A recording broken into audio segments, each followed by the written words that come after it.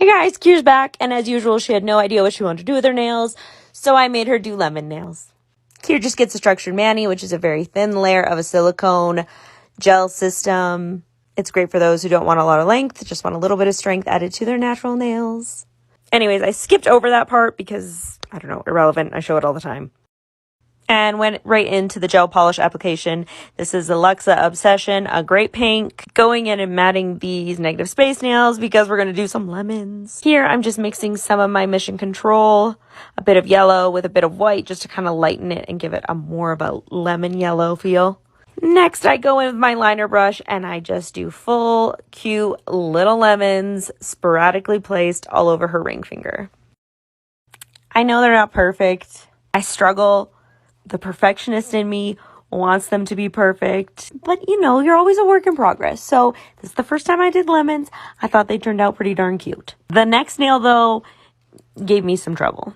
The middle finger is going to have a little slice of lemon on it. It's going to be on a corner of her nail. It's just a quarter of a slice. I should have filled in that whole quarter using white and then added the yellow details on top. Instead, I tried to work with it. There's no real rhyme or reason to what I did here at all.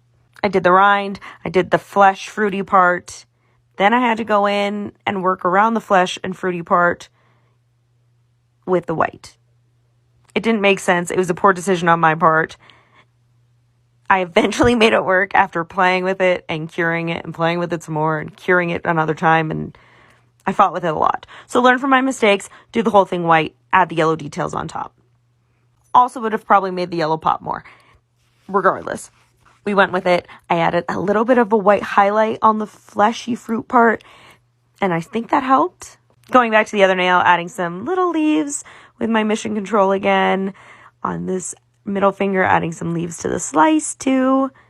Some dots to help fill the space a little bit better. My shiny top coat, cuticle oil, and the cutest lemon nails ever.